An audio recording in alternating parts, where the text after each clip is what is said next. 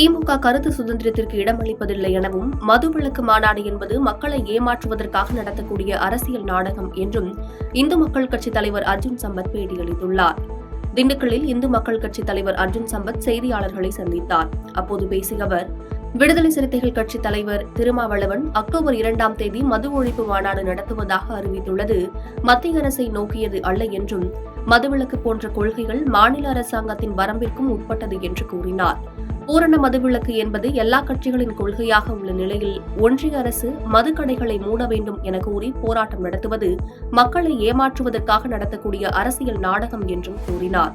மேலும் பேசிய அவர், திமுக கருத்து சுதந்திரத்திற்கு இடமளிப்பதில்லை எனவும் பொங்கல் பரிசு வெள்ளம் குறித்து பேசினால் அவர் மீது வழக்கும், அரசாங்க குறைகளை சுட்டிக்காட்டினால் உடனடியாக வழக்கு பதிவதும், சாலை சரியில்லை என வீடியோ பதிவிட்டால் அவர் மீது ஒரு வழக்கு பதிவதும், மத்திய குடிநீர் திட்ட குழாய்கள் குறித்து வீடியோ வெளியிட்டால் வழக்கு பதிவு என செயல்படுவதை அரசாங்கம் மாற்றிக்கொள்ள வேண்டும் என்று கூறினார். திருமாவளவன் வலியுறுத்துவது என்பது மத்திய அரசை நோக்கி அல்ல. இந்த மதுவிலக்கு இது மாதிரியான கொள்கை முடிவுகள் மாநில அரசாங்கத்தினுடைய வரம்பிற்கு உட்பட்டது. டாஸ்மாகை உருவாக்கியது தமிழக அரசாங்கம், டாஸ்மாகை நடத்துவது தமிழக அரசாங்கம், சாராய ஆலைகளை நடத்துவது திமுக அதிமுக சம்பந்தப்பட்ட நபர்கள். அவர்கள்தான் தனியார் சாராய ஆலைகளிலே இருந்து மதுவை வாங்கித்தான் இவர்கள் அரசாங்கம் மூலமாக மதுவை விற்று கொடுக்கிறார்கள். இந்த பூரண மதுவிலக்கு என்பது எல்லா கட்சியினுடைய கொள்கையாகவும் இருக்கிறது. எல்லோரும் எல்லா காலங்களிலுமே இதிலே போராட்டங்களை நடத்தி வந்திருக்கிறார்கள். இந்த நிலையிலே ஒன்றிய அரசாங்கம் மதுக்கடைகளை மூட வேண்டும் என்று சொல்லி போராட்டம் நடத்துவது என்பது மக்களை ஏமாற்றுவதற்காக நடத்தக்கூடிய ஒரு அரசியல் நாடகம். சென்னை விமான நிலைய விரிவாக்க திட்டங்களை தொழில்துறை அமைச்சர் TRB ராஜா மதிப்பாய்வு செய்தார். சென்னை சர்வதேச விமான நிலையத்தில் தொழில்துறை அமைச்சர் TRB ராஜா இந்திய விமான நிலைய ஆணையத்தின் மூத்த அதிகாரிகளை சந்தித்தார்.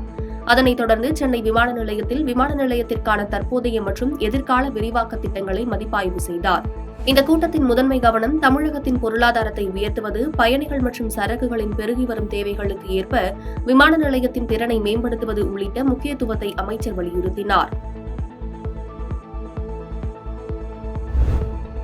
பண்ருட்டி அருகே இருசக்கர வாகனம் மீது கரும்பு ஏற்றி வந்த லாரி மோதி விபத்து ஏற்பட்டதில் தனியார் நிதி நிறுவன பெண் ஊழியர் உடல் நசுங்கி உயிரிழந்த நிகழ்வு சோகத்தை ஏற்படுத்தியுள்ளது.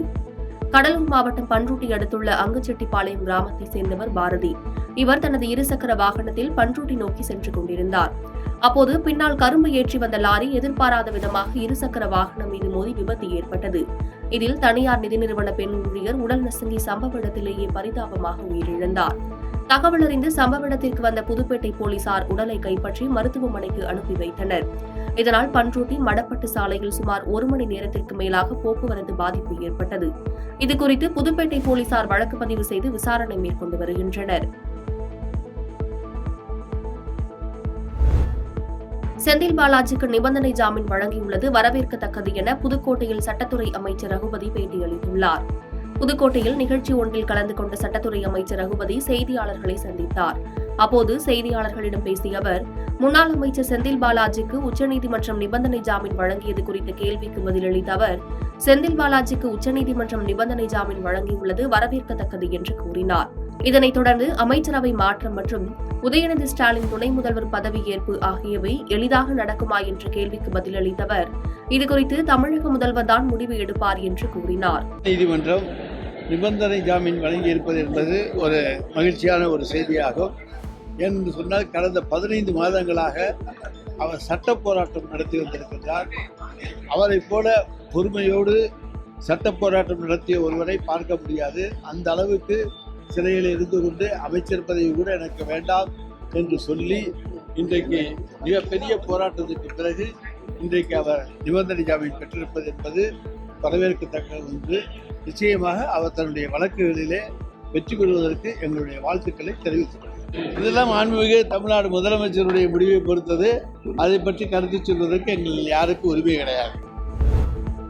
கும்பகோணத்தில் கலைஞர் நூற்றாண்டு நூலகம் மற்றும் கலைஞர் திருவுருவ சிலையை இளைஞர் நலன் மற்றும் விளையாட்டு மேம்பாட்டுத்துறை அமைச்சர் உதயநிதி ஸ்டாலின் திறந்து வைத்தார். தஞ்சாவூர் மாவட்டம் கும்பகோணம் அருகே மாங்குடியில் உள்ள திமுக கழக மூத்த முன்னோடி ரத்தினம் திருவுருவ சிலையை இளைஞர் நலன் மற்றும் விளையாட்டு மேம்பாட்டுத்துறை அமைச்சர் உதயநிதி ஸ்டாலின் திறந்து வைத்தார். அதனைத் தொடர்ந்து வளையப்பேட்டை ரவுண்டானாவில் அமைக்கப்பட்டுள்ள கலைஞர் நூற்றாண்டு நூலக கட்டிடம் மற்றும் கலைஞர் திருவுருவ சிலையை திறந்து வைத்தார். இந்நிகழ்ச்சியில் பள்ளிக்கல்வித்துறை அமைச்சர் அன்பில் மகேஷ் பொய்யாமொழி, சுற்றுச்சூழல் மற்றும் காலநிலை மாற்றம் துறை அமைச்சர் சிவவி மெய்யநாதன், அரசு தலைமை கொறடா கோவி செழியன் உள்ளிட்ட கழக நிர்வாகிகள், தொண்டர்கள் பலர் கலந்து கொண்டனர். பாதகம் செய்பவரை கண்டால் நாம் பயங்கொள்ளலாகாது பாப்பா, மோதி மிதித்து விடு பாப்பா, அவர் முகத்தில் உமிழ்ந்து விடு பாப்பா. அண்மை செய்திகளை உடனுக்குடன் தெரிந்து கொள்ள இணைந்திருங்கள் இயம்நாடு தொலைக்காட்சியுடன்.